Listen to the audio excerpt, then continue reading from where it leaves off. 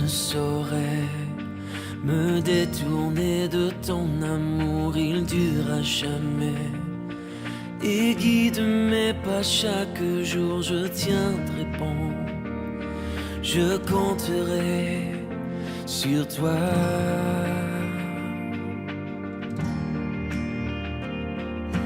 Rien ne saurait restreindre ta fidélité, ta grâce, je sais. Mon tour dans l'obscurité, je tiendrai bon, je compterai sur toi.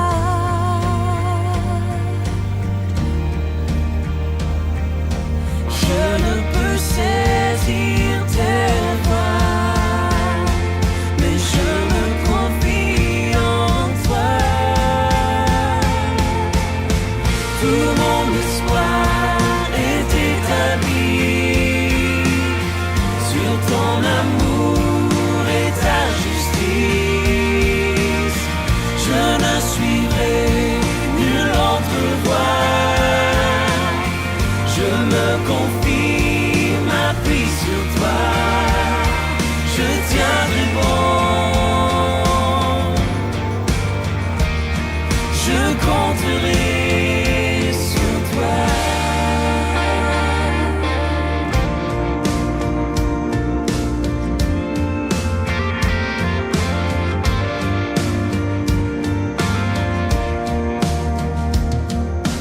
Toi mon abri, quand la tempête vient souffler, tu es mon appui.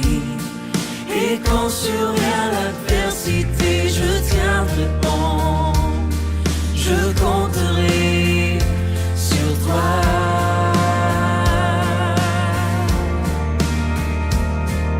Je ne peux saisir tes voies, mais je me confie en toi.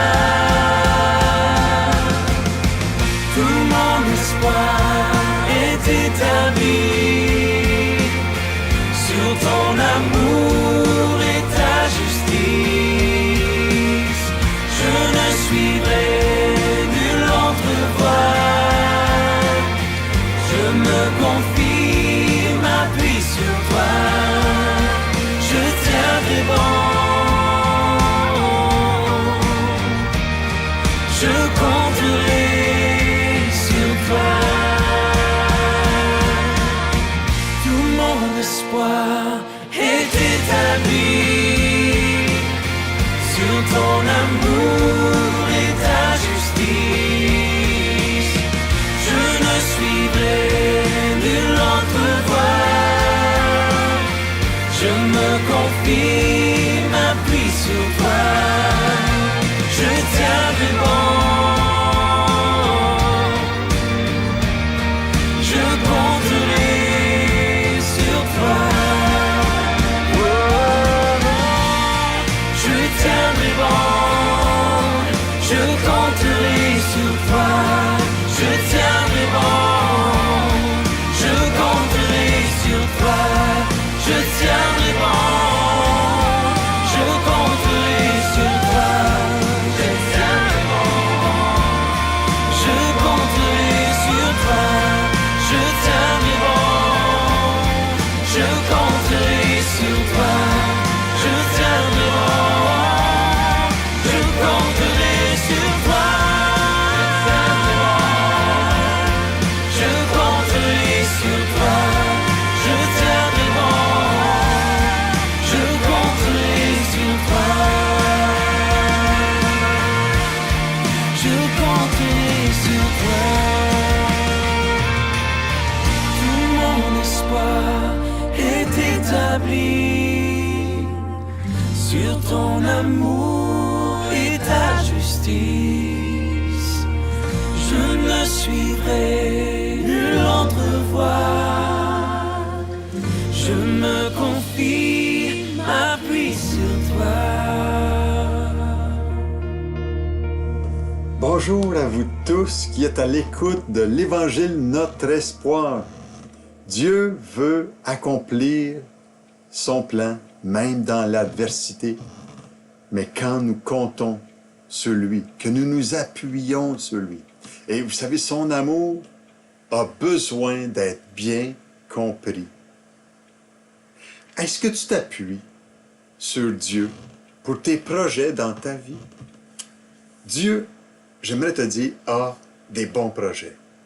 Et encore, cette troisième partie sur les projets de Dieu, j'aimerais te partager encore ce livre sur le prophète Jérémie, le chapitre 29, versets 11 à 14, que j'aimerais lire encore pour vous aujourd'hui, qui dit ceci: « Car je connais les projets que j'ai formés sur vous, dit l'Éternel, projets de paix et non de malheur, afin de vous donner un avenir et de l'espérance.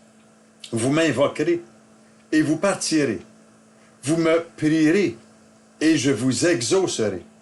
Vous me chercherez et vous me trouverez si vous me cherchez de tout votre cœur. Je me laisserai trouver par vous, dit le Seigneur. » Vous savez, en ce mois de janvier 2021,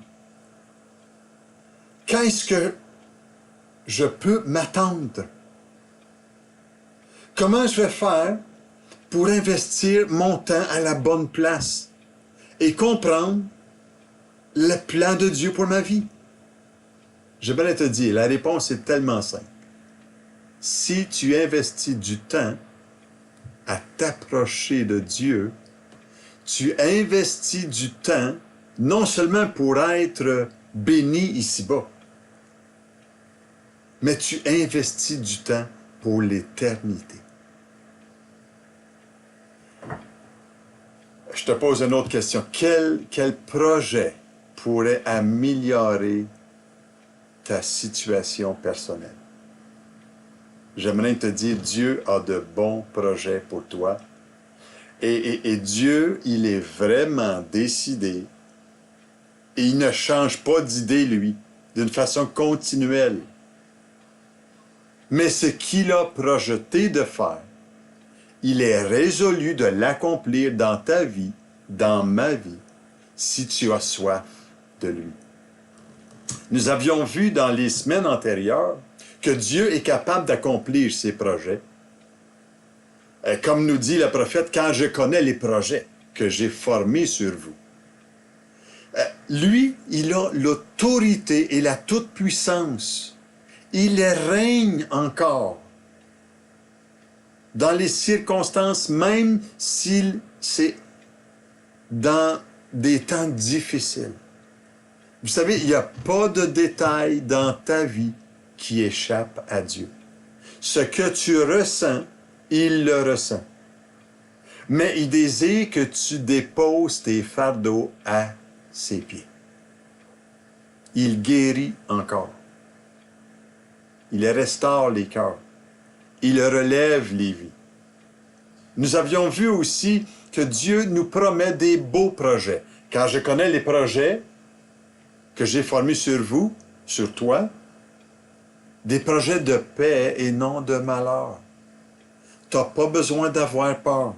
Dans sa paix, tu peux trouver un réconfort, même dans la souffrance.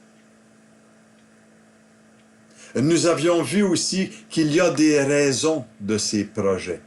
Il veut enlever toute forme d'inquiétude et nous rassurer dans ses bons projets. Nous avions vu ce verset que je vous avais partagé, qui m'a un jour saisi.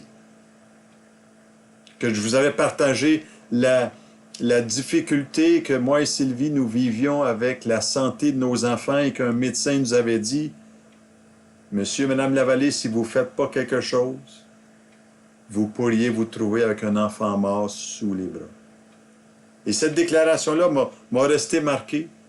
Et j'ai dû me tourner vers Dieu dans des situations très tendues, difficiles à accepter. Mais j'ai dû les accepter et déposer cela aux pieds du Seigneur. Et savez-vous qu'est-ce que le verset qui m'a frappé a été celui-ci? « Ne crains rien quand je suis avec toi. » Une promesse de Dieu est venue guérir mon âme en dépendant de Dieu. Parce que malgré les situations difficiles de la vie de nos enfants et l'empoisonnement qu'ils avaient eu, Dieu était là. Ne crains rien quand je suis avec toi, Denis.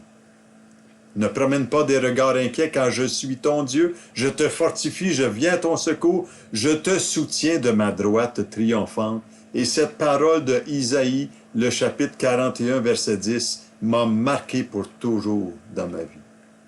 Aujourd'hui, j'aimerais poursuivre en vous disant ceci, que Dieu nous donne le moyen pour saisir ses projets. Il dit, vous m'invoquerez et vous partirez. Vous me prierez et je vous exaucerai. Vous me chercherez et vous me trouverez si vous me cherchez de tout votre cœur. Je me laisserai trouver par vous. Vous savez, Dieu connaît ton cœur, il connaît mon cœur. Et il désire que nous puissions venir à lui. En invoquant son nom, en le priant, en le cherchant de tout notre cœur. Et vous savez, cette relation, cette proximité que Dieu désire avoir, elle est aussi près de toi que tu permets à Dieu d'agir dans ta vie.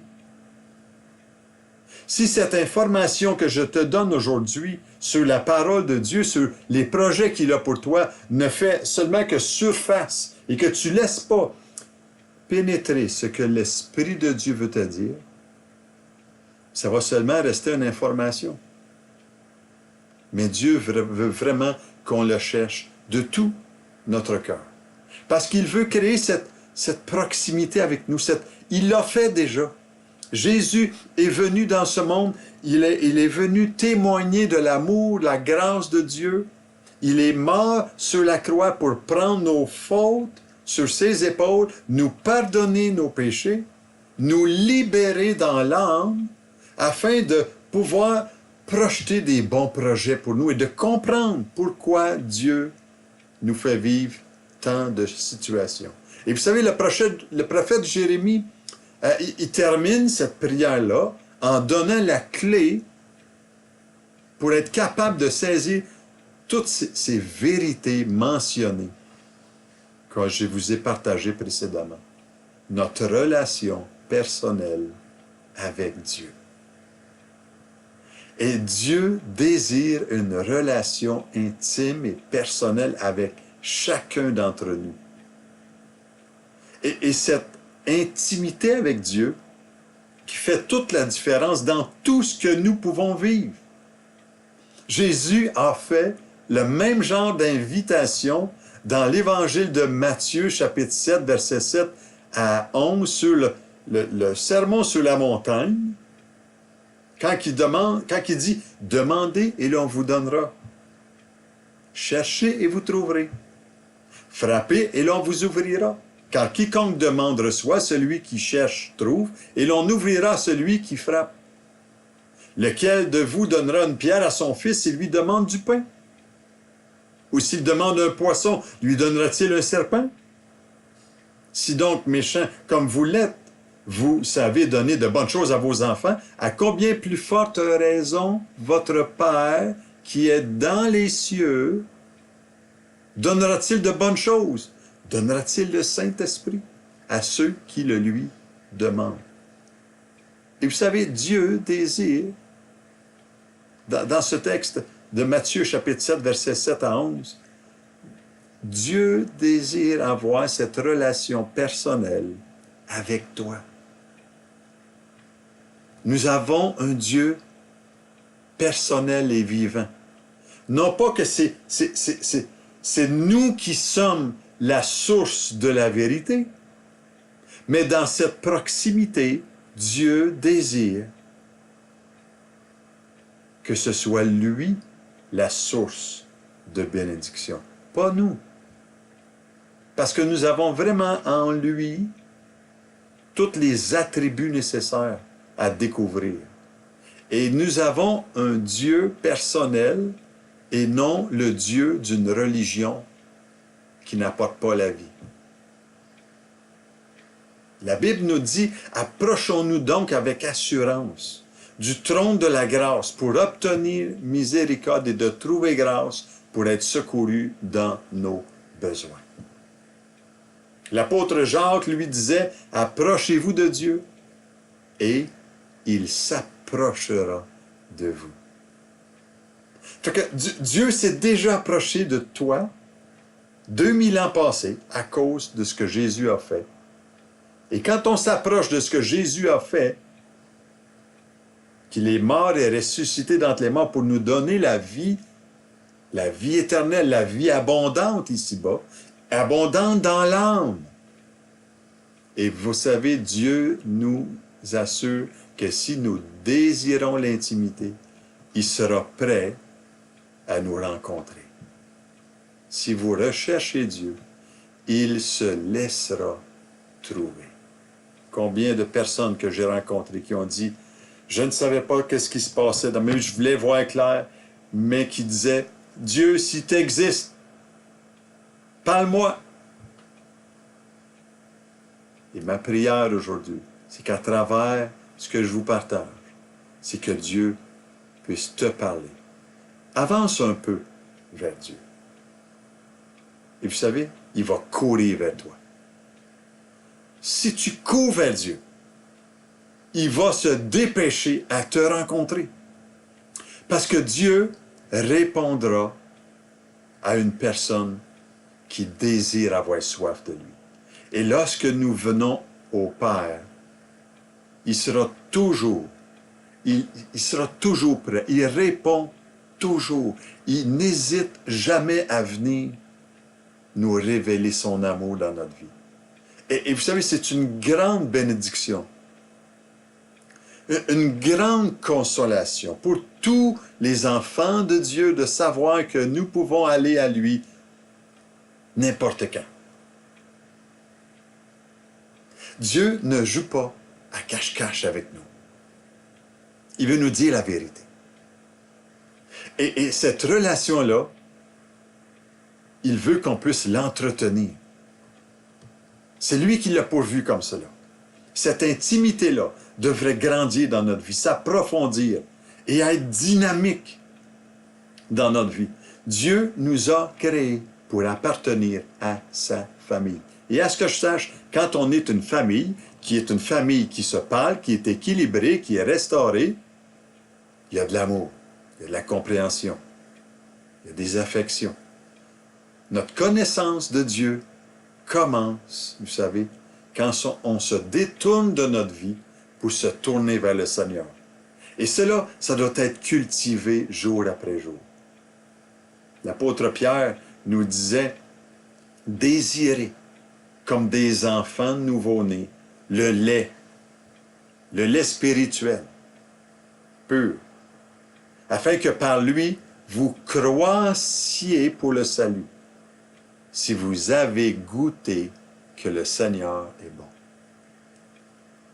Et vous savez, notre objectif principal, après notre conversion personnelle, devrait être de développer cette relation intime avec Dieu.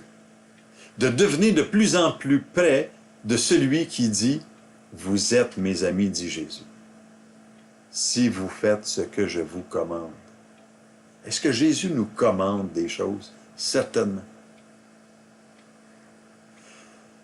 Quand il nous dit « Aimez-vous les uns les autres, comme je vous ai aimé. » Est-ce que nous en prenons un commandement dans notre vie?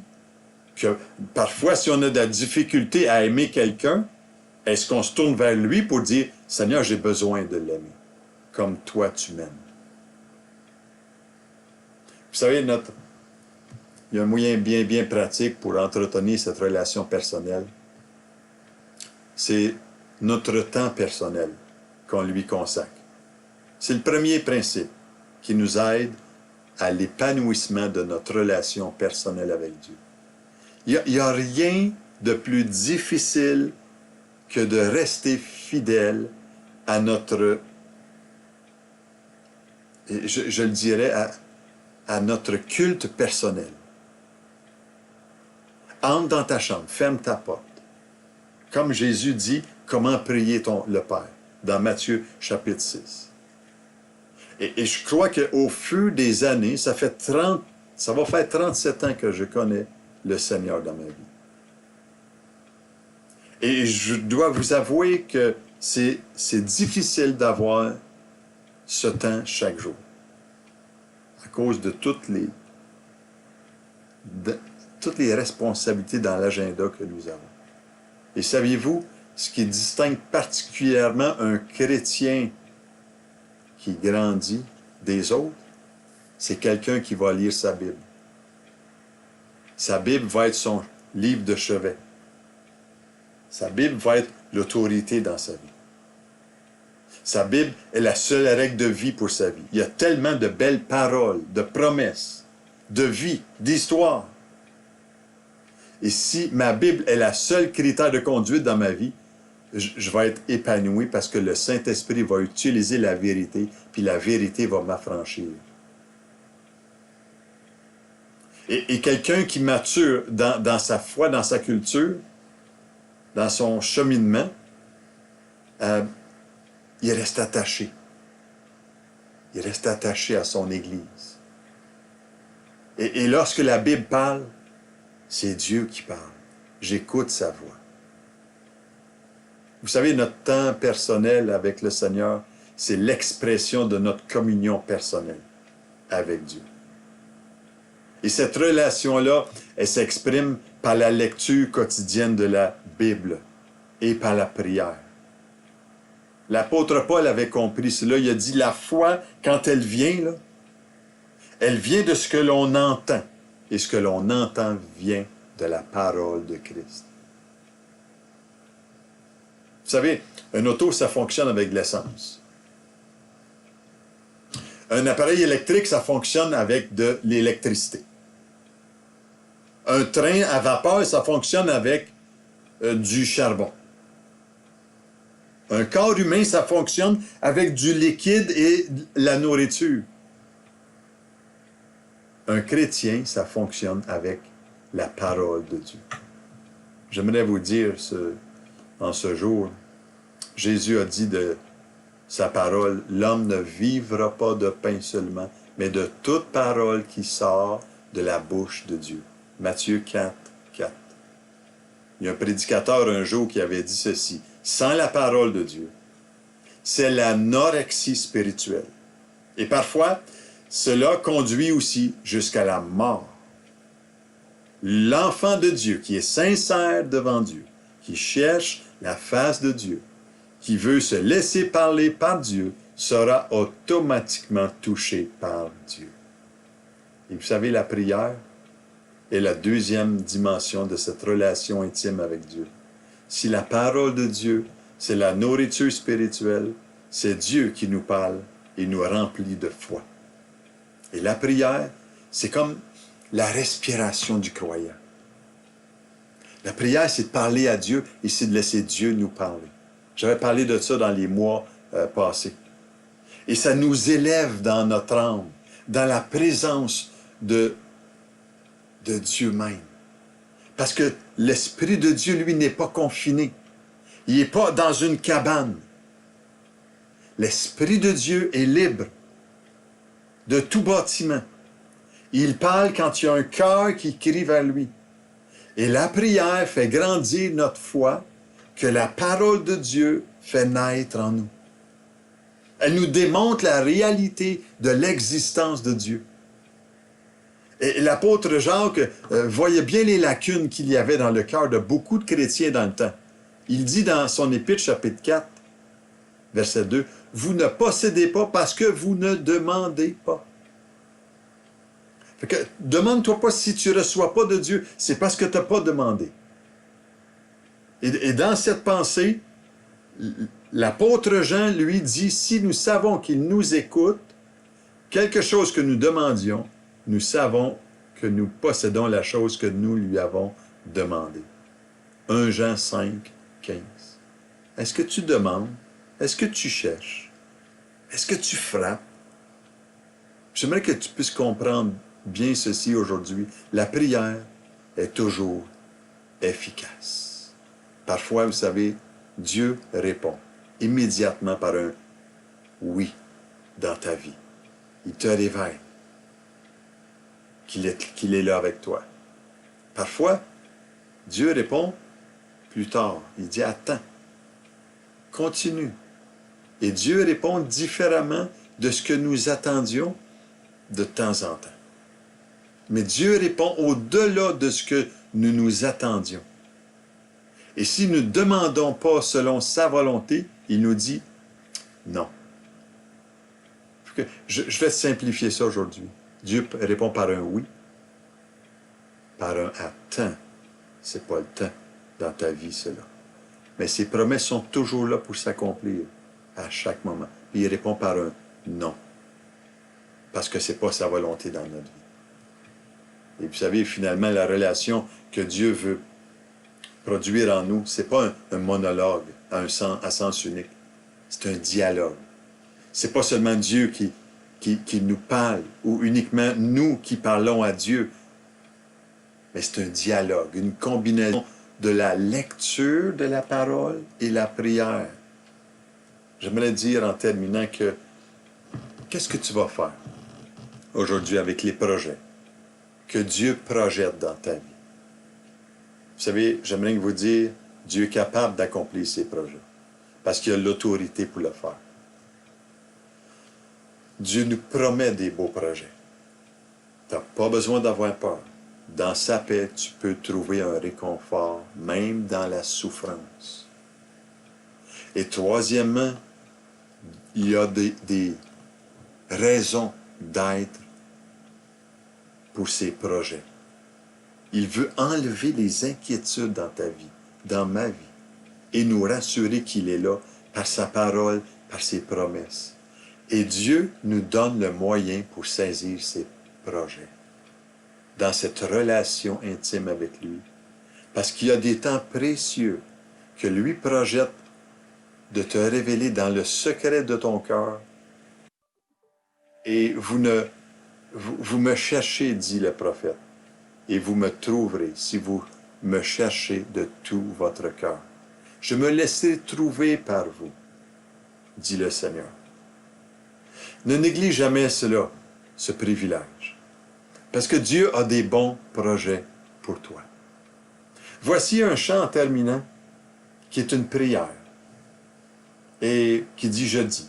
J'espère qu'il va t'aider à t'appuyer sur Dieu, sur les projets qu'il a en réserve pour toi. Prends ce temps précieux, chante chez toi au Seigneur et j'aimerais te dire, le Saint-Esprit viendra sur toi.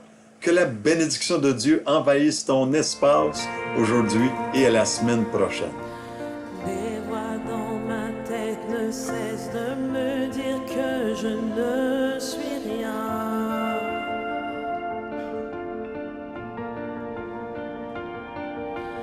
Tous ces mensonges m'amènent à croire que je n'y arriverai pas.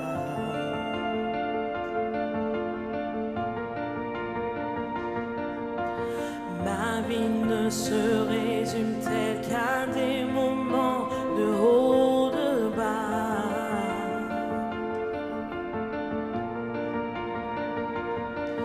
Rappelle-moi encore qui je suis, Père, tu sais que j'en ai besoin.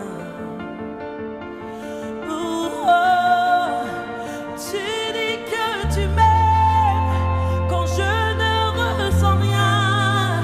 Tu dis que je suis fort, même quand je me sens faible. Tu dis que tu me tiens, même si je crois tomber. Quand je me sens oublié, tu dis que je suis à toi. Oh oui, je crois. Oh oui, je crois. Ce que tu dis de moi. Oh oui, je crois. La seule chose qui compte à présent, c'est ce que tu penses de moi.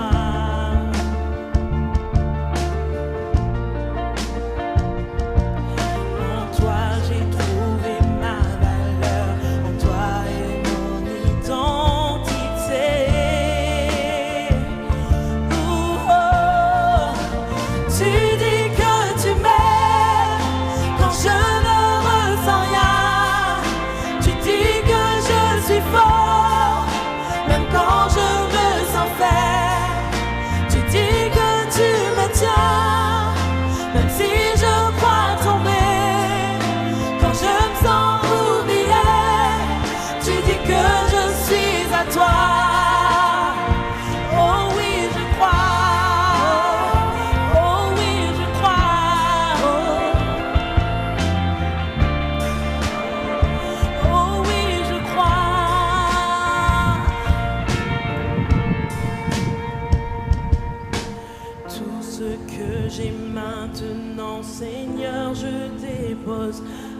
tes pieds.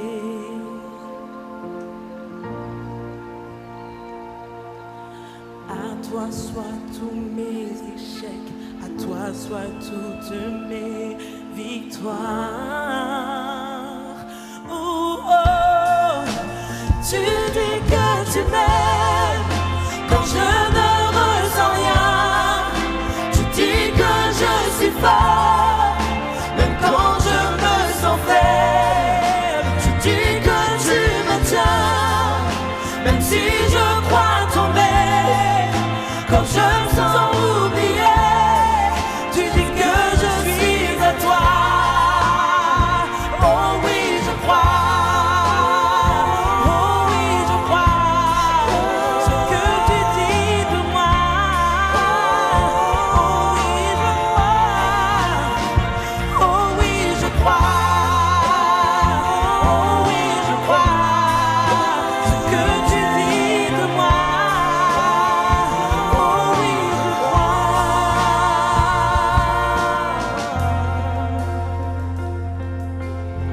Acheté un grand prix, fils et filles du roi des rois. Notre nature, notre identité est en toi. Notre Dieu, notre Père. Notre Dieu, notre Père.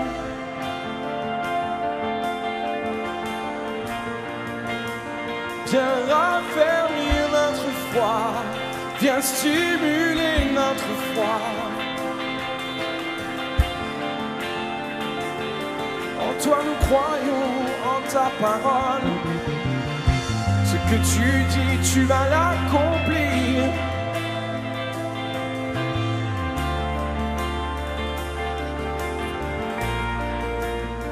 Tu fais de nous des fils et des filles du roi des rois, des fils et des filles à leur place. Chacun à sa place.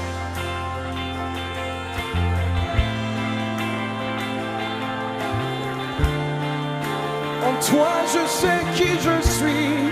En toi est ma valeur. En toi mon identité. Mon Dieu, mon Père. Tu dis que tu m'aimes quand je ne ressens rien. Tu dis que je suis fort, même quand je me sens faible. Tu dis que tu me tiens, même si je crois tomber. Quand je me sens oublié, tu dis que je suis à toi. Oh oui, je crois.